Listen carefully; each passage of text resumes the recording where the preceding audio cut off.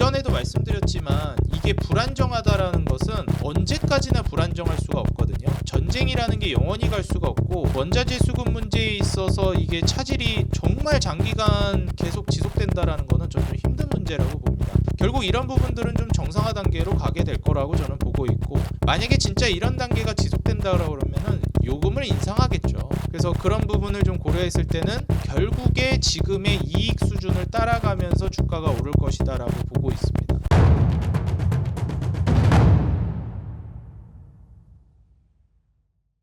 자, 반갑습니다. 주식장인 유튜브 구독자 여러분들, 주식장인입니다. 반갑습니다. 자, 여러분들 사랑에 힘입어서 현재 구독자 11,400명을 넘어서고 있습니다. 아직 구독 버튼 눌러주지 않으신 분들은요, 구독 버튼과 알람 버튼 꼭 눌러주시면 감사하겠습니다. 영상 본격적으로 시청하시기에 앞서서 좋아요와 응원 댓글까지 꼭 달아주시기 바라겠습니다. 영상 제작하는데 큰 힘이 되고 있습니다. 오늘은 여러분들에게 또 인생 주식 코너로 인사를 드리게 됐는데요. 제가 일전에 한번 여러분들에게 너무 내 스타일에, 내 매매 스타일에 적용되는 종목만 소개해드리다 보면 사실 이제 투자 결정은 여러분들이 하시는 거고, 저는 좋은 정보가 있으면 다 공유를 하는 게 맞다라고 생각을 해서 꼭 제 투자 기준에 딱 내 기준에 완벽히 맞아떨어지는 종목만 소개하진 않겠다, 이렇게 말씀을 드렸어요. 근데 저는 이제 주식장인의 기준에 부합하는 딱 그런 종목도 원한다 하시는 분들이 있기 때문에 인생 주식콘에서 설명을 드리다가 이거는 정말 제가 너무 강조를 드리는 종목들이 있습니다. 그런 종목들은 저거 정말 기준에 많이 부합하는구나, 이렇게 생각을 하시면 될 것 같고요. 인생 주식 코너에서 이제 여러분들께 소개해드리는 종목이 거의 대부분 제가 지금 사용하고 있는 검색식에 포착된 종목으로 소개를 해드리고 있어요. 여기에 이제 추세 돌파 검색식에 포착되는 종목들에서 제가 따로 또 선별을 해가지고 소개를 해드리거든요. 그러다 보니까 추세가 고점 대비해서 떨어져서 반등을 하고 있는 자리이거나 아니면 매물대를 돌파하고 있는 종목들을 포착하는 검색식이에요. 그래서 추세 돌파 검색식이라고 제가 이름을 지어놨죠. 추세를 반전시키거나 추세를 타면서 돌파가 나오는 종목이에요. 과거에 저항을 맞던 자리를 돌파하는 자리, 요런 종목들을 일단 기술적으로 선 분류를 하고 거기에서 괜찮은 종목을 뽑아가지고 여러분들께 소개해드리는 개념입니다. 오늘 제가 소개해드릴 인생 주식은 바로 지역난방공사라는 종목입니다. 일단 기업명을 들으면 굉장히 좀 따분할 수가 있어요. 여러분들 한전이라든지 최근에 이제 에너지 가격 올라가면서 공기업이라든지 이런 에너지 기업들 안 좋게 보시는 분들이 있는데, 지금 상당히 좀 시기적으로 맞물리는 부분이 굉장히 좀 유리한 부분이 있다라고 생각이 들어서 여러분들께 공유해야 되겠다라고 판단을 내렸습니다. 그래서 지역 난방공사 오늘 제가 소개를 해드릴 건데, 왜 지금 좀 타이밍상 괜찮다라고 보고 있는지 차근차근 잘 따라와 보시기 바라겠습니다. 일단 지역 난방공사 같은 경우에 차트를 보시게 되면은 이게 2010년도 정도에 상장을 했어요. 그러면서 이제 주가가 막 움직이다가 2018년도부터 해서 주가가 많이 무너졌습니다. 그리고 2020년 코로나 때 바닥을 찍었는데 이때가 바닥이겠거지 했는데 2023년도에 더 떨어졌어요. 그래서 상당히 많이 좀 조정을 거치고 나서 올라왔다라고 보시면 되겠고요. 이렇게 23,000원까지 많이 떨어졌다가 반등을 줬는데 이 과정에서 이제 거래량을 상당히 동반을 하면서 반등을 보여줬습니다. 그래서 고점 대비해서 주가가 많이 떨어졌고 이제 떨어지던 주가에서 거래량을 막대하게 이제 동반하면서 들어 올렸구나. 그러면은 이 종목은 추세를 이제 전환시킬 가능성이 있겠다. 그러면은 추세를 전환시킬 만한 부분이 차트에서만 확인되는 것이 아니라 재무적으로나 사업성으로나 이제 업황 전반적으로 따져봤을 때 이제 턴어라운드가 되겠다라는 걸 우리가 찾아봐야 돼요. 그 근거가 충분한지를 봐야 됩니다. 그래서 저는 지금 계속 올라가고 있었으면 부담스러웠을 텐데 음봉이 뜨면서 지금 눌림목을 주고 있는 상황이죠. 그래서 1월달, 2월달에 주가가 많이 올랐었는데 특히 1월 말에서 2월달에 주가가 많이 올랐죠. 그랬다가 이제 한 3월 정도부터 주가가 꺾이기 시작했어요. 바로 이번 달이죠. 이번 달에 이제 눌림목을 주고 있는 시기입니다. 그래서 이번 달은 지역난방공사는 좀 조정을 주는 달이구나 라고 생각을 하시면 될 것 같은데, 재차 눌림을 주고 올라갈 거라고 생각을 했던 이유 중에 하나가 뭐냐면, 일단 이 지역난방공사라는 데가 뭐예요, 여러분들? 그렇죠. 이제 열 에너지라든지 열이라든지 전기 요런 걸 이제 판매하는 애들이에요. 다시 말해서 에너지 기업입니다. 여러분들 원전도 보시고 이러잖아요. 그래서 열이라든지 전기를 판매하는 기업이다 라고 보시면 되겠습니다. 우리가 이제 가스비도 내고 그 다음에 전기세도 내고 이러잖아요. 거기에서 돈을 벌어가는 기업이라고 생각을 하시면 돼요. 근데 이 기업이 이렇게 막 이익을 적자를 볼 때도 있고 흑자를 볼 때도 있고 그렇습니다. 뭐 주주 구성을 보셔도 이제 좀 느낌이 오실 텐데, 대주주가 막 산업통상자원부, 한국전력공사, 뭐 한국에너지공단, 서울특별시, 이런 사람들이, 사람이라고 하긴 그렇죠. 이런 이제 국가 단체들이 이제 대주주로 있는 기업입니다. 바꿔 말하면 뭘까요? 그렇죠. 망하기가 좀 어렵습니다. 뭐 잠깐 이제 배당이 조금 손실 볼 때는 안 나온다거나 이익이 좀 깎인다거나 이럴 수는 있는데, 어지간해서는 망하기가 어렵습니다. 망할 것 같다 싶으면 뭘 할 것 같아요? 그렇죠. 전기세를 올리거나 아니면은 뭐 가스비를 올리던가 뭐 이렇게 하겠죠. 난방비를 올리던가 하면서. 아니, 국가기관이 망하면은 안 되잖아요. 국민들한테 뭐 그 정도까지 갈 지경이면 돈을 더 내라고 해야지.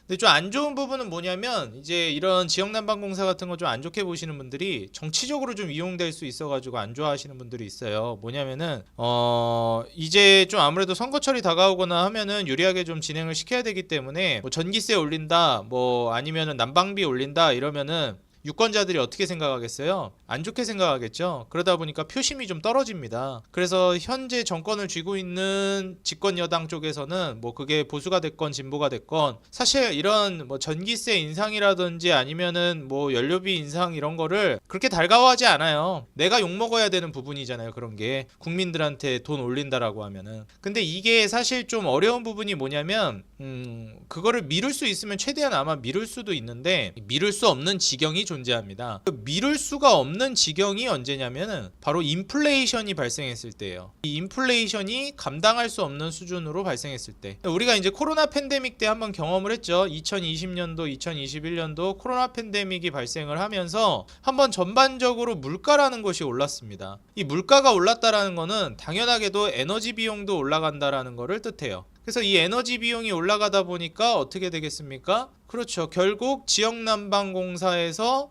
뭐 그 천연가스라든지 LNG라든지 아니면은 이제 갖가지 원자재들을 수입해 오는 데 있어서 비용이 많이 증가를 하게 돼요. 그러다 보니까 22년도에 이제 또 적자를 보게 됩니다. 이제 또 유가랑도 어느 정도 연동이 되고 이러다 보니까 뭐 천연가스, 유가 이런 에너지 있죠. 그런 쪽이랑 이제 또 연동이 됩니다. 거기가 이제 가격이 많이 오르면 수익성이 떨어져요. 그래서 지금 현재 지역난방공사 같은 경우에는 이때 2022년도에 좀 적자를 봤던 게, 이때 사실 물가가 제일 치솟아 오를 때였죠. 집값도 마찬가지고 21년도, 22년도 부동산도 뭐 거의 최고가 찍을 때고, 지금 보시게 되면 WTIU 원유 같은 경우에도 보셨을 때 2022년도가 가장 이제 근래 들어서 최고점을 찍었을 때죠. 2023년, 2024년도에는 좀 정상화가 되고 좀 조정이 나오고 있는 상황이었는데, 21년도부터 22년도까지는 가격이 무섭게 올라갔습니다. 이거는 뭐 WTIU 뿐만이 아니라 보시게 되면은 이렇게 천연가스 쪽이나 아니면은 이렇게 석탄이라든지 이런 쪽에서도 가격이 기하급수적으로 올라갔던 해가 바로 2022년이에요. 두바이유도 그렇죠. 우리가 이제 그 수입해 오는 게, 우리는 미국 거 텍사스유가 아니라 두바이유를 수입해 오기 때문에 뭐 북해산 브렌트유도 아니고 우리는 두바이유 갖다 쓰죠. 그래서 중동 두바이유 가격 뭐, 근데 어차피 유가는 다 연동돼서 다 똑같이 올라갈 때 올라가고 뭐 정도의 차이지, 떨어질 때 같이 떨어지고 그럽니다. 그래서 석탄도 오르죠, 유가도 오르죠, 천연가스도 오르죠. 뭐 전반적으로 올랐고, 그러다 보니까 이제 S&P가 뭐냐면은 전력 도매가거든요. 그래서 이제 전기를 갖다 파는 건데 그거 가격 자체도 이제 올라갔었습니다. 그리고 나서 떨어지고 있는 상황이죠. 기업이 이제 지역난방공사 같은 경우에 돈을 많이 벌려면 이 원자재들, 뭐 석탄이라든지 아니면 원유라든지 천연가스라든지 이런 거를 싸게 수입해 와서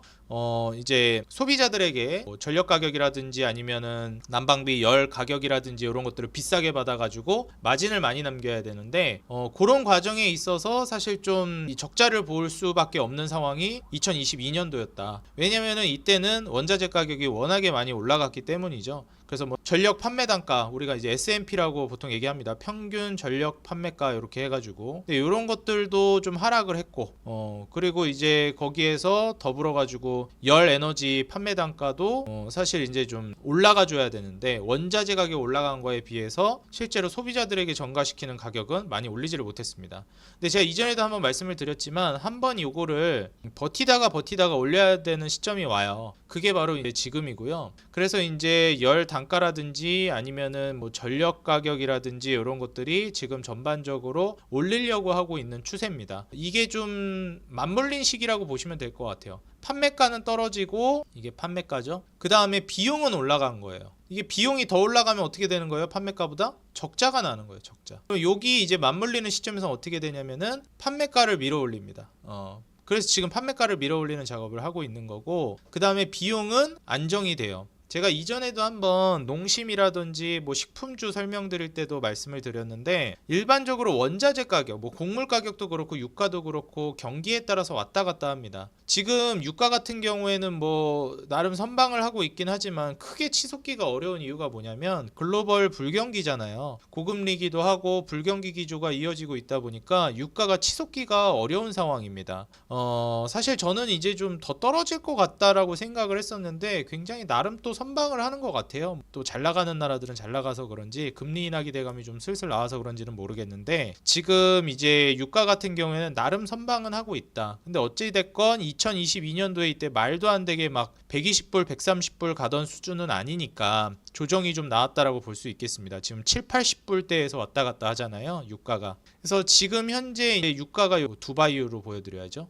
전반적으로 유가가 이렇게 왔다 갔다 하고 있는 와중에서 안정이 됐다. 우리가 이제 2022년도에 비용이 많이 올라간 요때 이제 적자를 봤던 건데, 이제 비용이 다시 낮아졌죠. 우리가 수입하는 두바이유 기준으로는 80불 초중반 왔다 갔다 하고 있는 상황이기 때문에 비용이 좀 줄었다, 이렇게 좀 떨어지고 있다라고 보시면 돼요. 반면에 이제 판매가는 좀 올리려고 하고 있는 추세죠. 왜냐하면 인플레이션이 발생했기 때문에. 농심에서도 제가 설명드릴 때 얘기했지만 라면 가격 한번 올리면 떨어뜨리기가 어려워요. 물론 이제 전력 가격이라든지 뭐 아니면은 난방비라든지 이런 것들은 좀 달라질 수도 있겠지만 전반적으로 이 인플레이션을 반영할 수밖에 없기 때문에 어지간해서는 안 올리려고 하지만 올리게 되면은 그 기조 자체가 크게 무너지진 않습니다. 한 단계 이제 스텝업이 됐다고 봐야 돼요. 좀 떨어진다 올라간다 라고는 하겠지만 구조적으로 완전히 지금 올라서는 단계입니다. 그래서 완전히 한번 구조적으로 에너지 가격을 올리면서 판매가도 한번 퀀텀 점프가 될 거예요. 이거 퀀텀 점프라는 표현을 써도 될지 모르겠는데 좀 부정적이니까 소비자 입장에서는 뭐 좀 안 좋죠. 솔직히 가스비, 난방비, 뭐 전기세 이런 거 올라가면 누가 좋아하겠습니까? 근데 이거를 막을 수 없는 단계에 왔다. 그리고 원자재 가격은 다시 또 이제 안정 국면으로 오게 됐다. 그 과정에서 이제 차트를 밀어 올리면서 지역난방공사 주가가 회복되고 있고, 실질적으로 어떻게 되고 있습니까? 이익도 개선이 되고 있어요. 매출적인 부분도 계속해서 늘어나고 있는 단계이기 때문에 뭐 이제 올해가 매출적인 부분으로는 가장 이제 위축이 되는 시기인데, 사실 매출적인 부분보다 이런 지역난방공사 같은 에너지 기업들은 이익이라든지 순이익이 굉장히 중요합니다. 근데 이 부분에 있어서 이제 개선세가 이루어졌다. 지금 대략 한 2천억 초반에서 1,900억대 정도 순이익을 남기기 때문에 우리가 일반적으로 2천억 정도 1년에 순이익을 남긴다라고 하면은 이런 기업들은 시가총액을 한 2조까지도 쳐주거든요. 근데 지금 시가총액이 4,400억이에요. 제가 아까도 말씀드렸지만 뭐 정치적인 부분도 조금 맞물릴 수가 있는 부분이고, 그 압박으로 인상이 좀 더뎌질 수도 있는 거고, 그 과정에서 이제 에너지 비용이 올라갔을 때 피해를 보는 부분들이 있기 때문에 투자자들에게 많이 외면받아 왔던 게 아닌가, 좀 그런 생각도 듭니다. 그리고 최근에 이제 부채 비율이 높잖아요. 그래서 부채가 많다 보니까 거기서 오는 이자 비용 감당을 못 한다든지 이런 우려를 했던 것 같습니다. 근데 제가 보기에는 지금 지역난방공사뿐만이 아니라 공기업들이 한계점에 저는 왔다라고 보고 있어요. 그래서 전반적으로 가격을 올리고 이제 거기서 마진을 많이 남길 거라고 보고 있습니다. 보시게 되면 PER이 2배 정도 수준, PBR은 0.2배 정도 수준이에요. 우리가 이제 저 PBR 종목이라든지 한국의 이제 밸류 프로그램을 고려했을 때 PER이 10배 이하 저평가라 그러는데 10배가 아니라 10배의 5분의 1인 2배 정도 수준으로 이제 쪼그라들었고, PBR도 1.0 이하면은 저평가라 그러는데 0.2 정도 수준입니다. 사실 올바르게 평가를 받는다, 뭐 과거에 PER 16배, 20배 요 정도 평가받았을 때를 좀 고려해 보면은 지금보다 최소 주가가 한 5배 정도, 한 4, 5배 정도는 저는 올라가야 정상이라고 생각을 하거든요. 근데 외면받는 데는 그런 악재들이 좀 존재했다. 정치적인 부분이나 아니면은 이제 요금 인상을 좀 눈치를 봐야 되는 부분이랑 그 다음에 원자재 가격이 계속 올라갔었던 그런 시기적인 부분이 있습니다. 그 다음에 또 이제 이슈가 됐던 게 불안했던 게 러우 전쟁 때문에 에너지가 훨씬 더 또 난리가 났었잖아요. 지금 독일 같은 경우나 유럽 국가들 같은 경우에도 에너지 문제 가지고도 굉장히 심각한 상황인데 국제적으로 이런 에너지 관련된 문제들이 심각해지다 보니까 거기서 오는 불안감들이 있었던 것 같습니다.